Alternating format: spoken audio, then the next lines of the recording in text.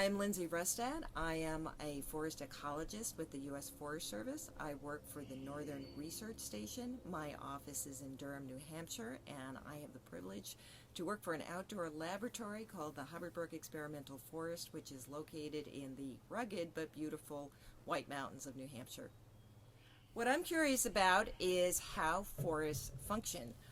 As a forest ecologist, I'm interested into the interrelationships between animals, plants, water, soils, and nutrients as they move into, through, and out of forested ecosystems. My interest in forest ecology comes from my upbringing, and I really had the privilege to grow up on the North Shore of Long Island outside of New York.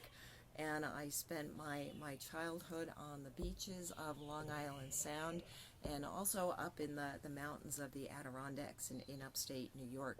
But growing up on Long Island Sound, when I was in grade school, the sound was quite polluted. There were very few regulations or interventions to prevent pollution. As I was growing up, more of these regulations were put into place, and Long Island Sound went from a very polluted body of water back to being a fairly pristine body of water.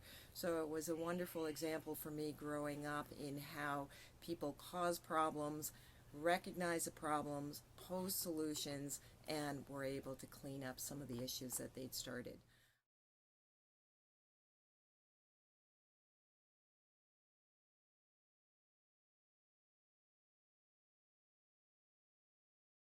My current research is focused on how resilient forests are to a changing global climate.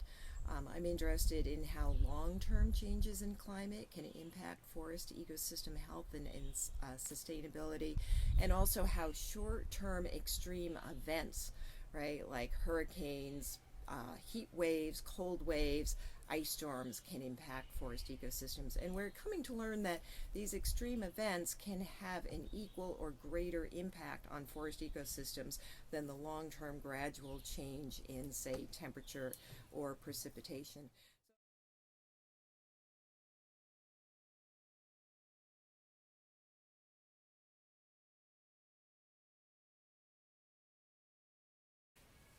So when we think of global climate change, we typically think that our globe and our regions are getting warmer. And that is indeed true, but we're also changing many aspects of our climate.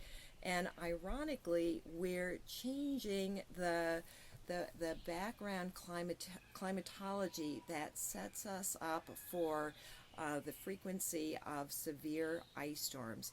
And ice storms are unique meteorologic events that occur when you have warm air coming over very, very cold air and super cold surfaces.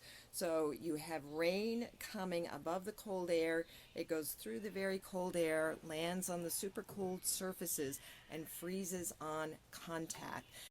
So there's actually a large ice storm belt that extends from North Texas all the way up to central New York and central Massachusetts. And the climate modelers are doing some very sophisticated machine learned algorithms that are suggesting that this ice storm belt is going to move northward into New England, and that the frequency and severity of these large-scale icing events or ice storms is actually going to increase in the future. So we care deeply what might happen if we have greater, more frequent, and more extreme ice storms, and what that might do to our forests.